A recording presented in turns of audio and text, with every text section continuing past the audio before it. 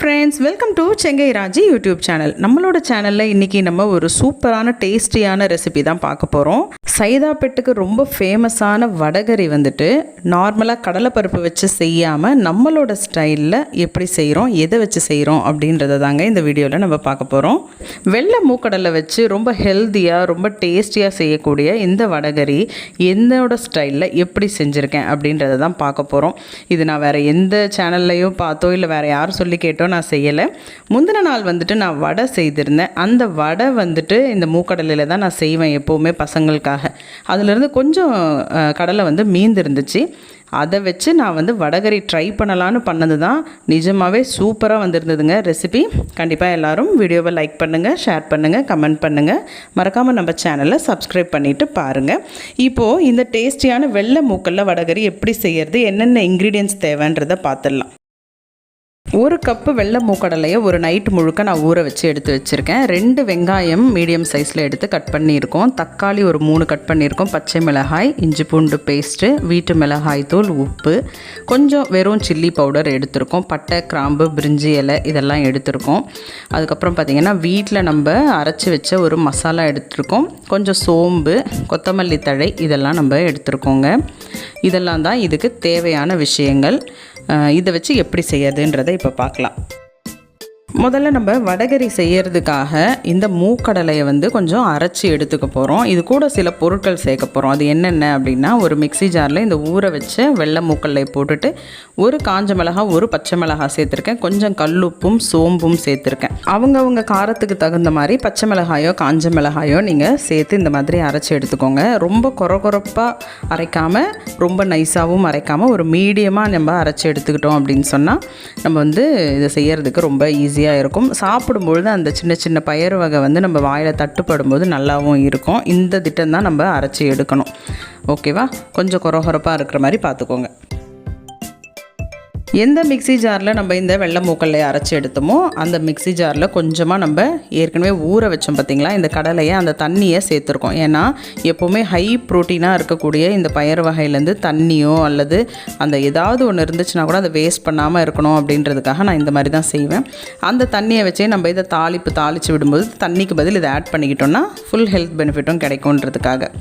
இப்போ நம்ம அரைச்சி எடுத்துருக்க இந்த வெள்ளை மூக்கல்ல கூட கொஞ்சமாக மஞ்சள் தூள் சேர்த்துருக்கோம். ஏற்கனவே நம்ம உப்பு போட்டு அரைச்சிருக்கோம். அதனால் உப்பு இந்த ஸ்டேஜில் பார்த்து சேர்த்துக்கோங்க.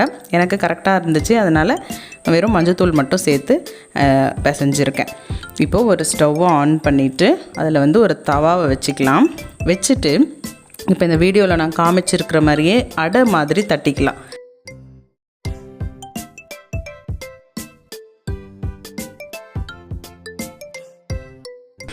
இப்போ நான் வந்து தவா ஃபுல்லாகவுமே இந்த அடையை வந்து தட்டி முடிச்சிட்டேங்க. ஏன்னா என்கிட்ட வந்து இவ்வளோ மாவு தான் இருந்துச்சுன்றதுனால அப்படி பண்ணியிருக்கேன். இப்போ ஒரு ஃபேமிலிஸில் வந்துட்டு நிறைய பேர் இருப்பீங்க. அதிகமாக ஊற வச்சு செய்யும்பொழுது 2 ஈடு அல்லது 3வது ஈடு அந்த மாதிரி போட்டு கூட நீங்கள் இந்த மாதிரி தோசை மாதிரி தட்டி திருப்பி போட்டு எடுத்துக்கலாம். நான் வந்து திருப்பும்பொழுது கொஞ்சம் எனக்கு டேமேஜ் ஆச்சு. அது ஒன்றும் பெரிய விஷயம் இல்லை. எப்படி இருந்தாலும் நம்ம அதை உதுத்து தான் எடுக்க போகிறோன்றதுனால அது ஒன்றும் பெரிய விஷயம் இல்லை. தீயாமல் பார்த்துக்கிறதுன்றது ரொம்ப ரொம்ப நல்லது. அதனுடைய டேஸ்ட் மாறுறதுக்கான சான்சஸ் நிறைய இருக்குது. அதனால் இப்போ நம்ம அடையை தட்டி முடிச்சுட்டு ஒரு 1 மினிட் கழித்து நல்லா எண்ணெய் அதை சுற்றி விட்டோம் அப்படின்னு சொன்னால் நல்லா வெந்து வந்துடும். தேவைப்பட்டால் ஒரு மூடி கூட அது மேலே நம்ம மூடி விடலாம். நல்லா மூடி போட்டு கொஞ்சம் நேரம் வேக வச்சதுக்கப்புறமா நான் வந்து திருப்பி போட்டேங்க. அது வந்து இப்படி தூளாக தான் உடஞ்சிருச்சு. அதை பற்றி நம்ம கவலையே பட தேவையில்லை. இனிவே நம்ம வந்துட்டு அதை லேசாக கொரகொரப்பாக தான் பண்ண போகிறோம் அப்படின்றதுனால இப்போது ஓரளவுக்கு நல்லா வெந்த இந்த மாவை, அதாவது மூக்கடலை மாவை வந்துட்டு இந்த மாதிரி நம்ம ஒரு தட்டில் கொட்டி நல்லா ஃபேன் காற்றுல ஆற வச்சுட்டு கையிலேயே இந்த மாதிரி உதுத்து விடணும்.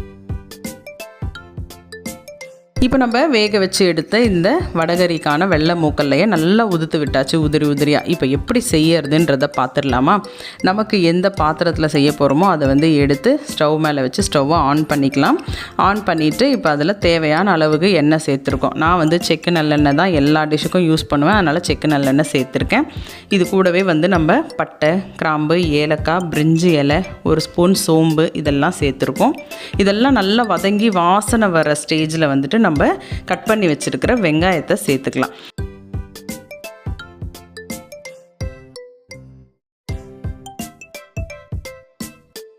வெங்காயம் நல்லா வதங்கி வர்றதுக்காக கொஞ்சமாக உப்பும் சேர்த்துக்கலாம். நம்ம உப்புலாம் வந்து ரொம்ப பார்த்து போட்டுக்கோங்க. ஏன்னா நம்ம அந்த வடகரிக்கு அரைக்கும் போது அதுலேயும் உப்பு சேர்த்துருக்கிறதுனால இந்த மாதிரி வதங்கும் பொழுது போடுற உப்பை பார்த்து சேர்த்துக்கோங்க.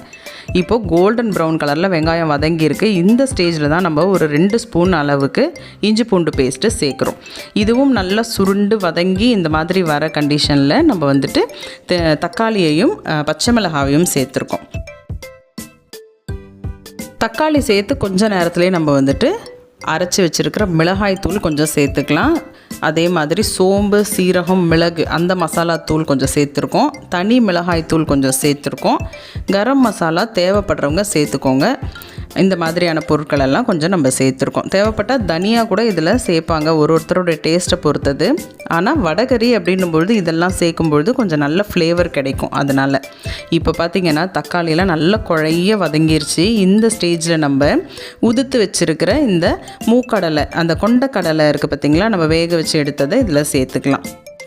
பொதுவாகவே வடகறிக்கு பார்த்திங்கன்னா தக்காளிலாம் ரொம்ப குழையாமல் அங்கங்கே ஒரு தக்காளி முழுசாக அப்படி இருந்துச்சுனாலும் டேஸ்ட்டாக இருக்கும். அந்த மாதிரியும் நீங்கள் செஞ்சுக்கலாம். நான் பசங்களுக்கு செய்கிறதுனால ரொம்ப குழையவாக பண்ணிட்டு தான் இந்த மாதிரி செய்திருக்கேன்.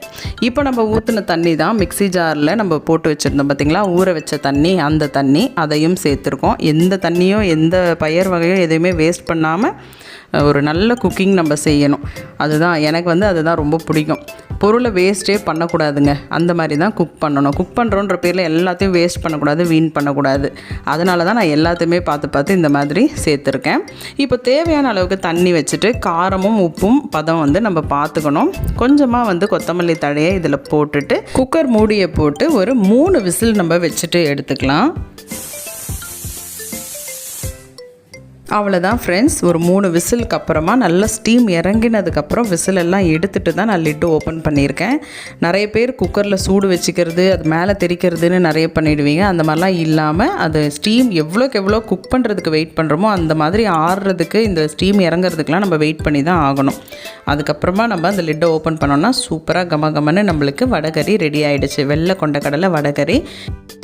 கொஞ்சம் கொத்தமல்லி தழையை வந்து நான் எடுத்து வச்சுருந்தேன். அதை வந்து இது மேலே போட்டு அப்படியே நம்ம கிளறி எடுக்கிறோம். செம்ம வாசனைங்க, வேறு லெவலாக இருக்குது.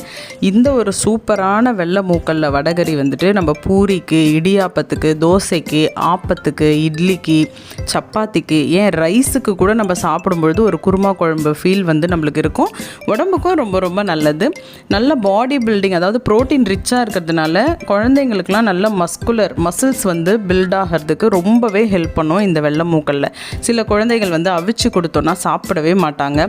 அந்த மாதிரியான குழந்தைங்களுக்கு இந்த மாதிரி இட்லியோட, பூரியோட இந்த மாதிரிலாம் சேர்த்து நம்ம இந்த மாதிரி செய்து கொடுக்கும்பொழுது ரொம்பவே உடம்புக்கு நல்லது.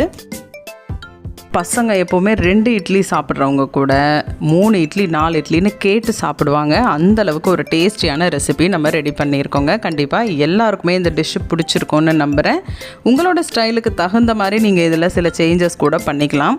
சிலர் வந்து புதினா சேர்ப்பாங்க வடகரியில், அந்த மாதிரி கூட நீங்கள் சேர்த்து செஞ்சுக்கலாம். அதுவுமே ஒரு விதமான டேஸ்ட்டாக இருக்கும். கண்டிப்பாக எல்லோரும் ட்ரை பண்ணி பாருங்கள். மறக்காமல் நம்ம சேனலை சப்ஸ்கிரைப் பண்ணிக்கோங்க. நம்மளோட வீடியோக்கு லைக் பண்ணுங்கள், ஷேர் பண்ணுங்கள், கமெண்ட் பண்ணுங்கள், சப்போர்ட் பண்ணுங்கள். தேங்க்ஸ் ஃபார் வாட்சிங் ஃப்ரெண்ட்ஸ். பாய்.